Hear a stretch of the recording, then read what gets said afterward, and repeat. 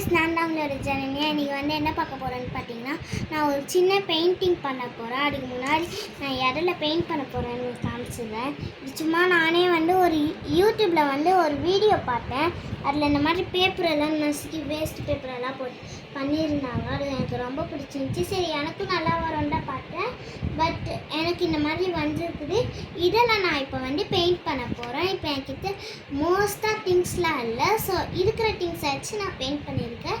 நல்லா இருந்துச்சுன்னா சப்ஸ்கிரைப் பண்ணுங்கள், லைக் பண்ணுங்கள், மறக்காமல் பக்கத்தில் இருக்கிற பெல் ஐகானை கிளிக் பண்ணுங்கள். சரி, வாங்க வீடியோக்குள்ளே போகலாம். ஸோ ஃபஸ்ட் நம்மளுக்கு தேவையான கலர்ஸ்லாம் என்னென்னு நான் காமிச்சிக்கிறேன். ஃபஸ்ட்டு நம்மளுக்கு தேவையானது pink, purple, dark blue, black. இந்த இதுதான் மெயினாக நம்மளுக்கு தேவைப்படும்.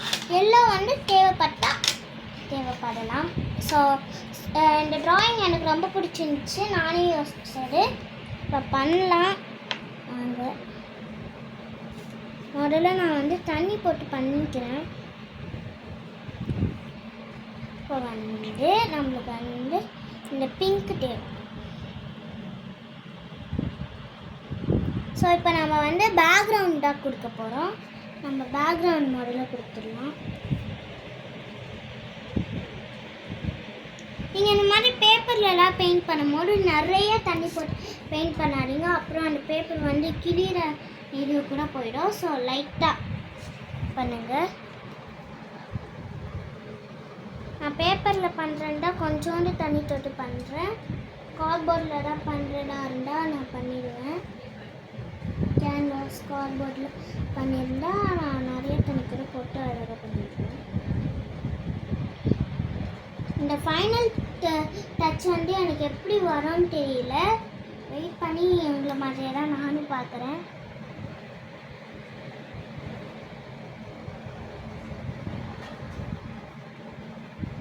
இது அட்லீஸ்ட் இவ்வளோ தூரமாச்சும் பிங்க் தரணும். பாதி பிங்க் தந்துடணும்.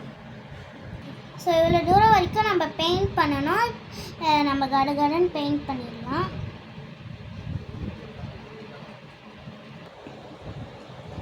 ஸோ இப்போ நம்ம பெயிண்ட் பண்ணி முடிச்சாச்சு. நெக்ஸ்ட்டு கலர் நம்ம என்ன கொடுக்க போகிறோம்னு பார்த்தீங்கன்னா, இந்த பர்பிள். ஆக்சுவலி பர்பிள் தான், உங்களுக்கு தெரியாது.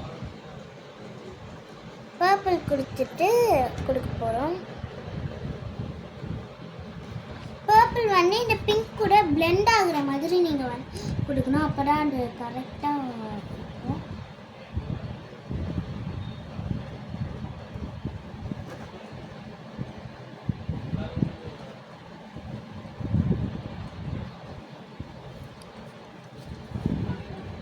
ஸோ இப்போ இதை எவ்வளோ தூரம் பெயிண்ட் பண்ணணும் நான் காமிக்கிறேன்.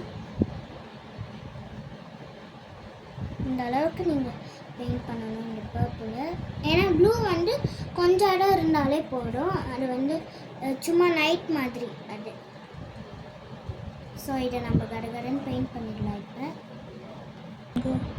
இப்போ நம்ம இந்த பர்பிளையும் பண்ணி முடிச்சாச்சு. இப்போ நம்ம ப்ளூக்கு போயிடலாம்.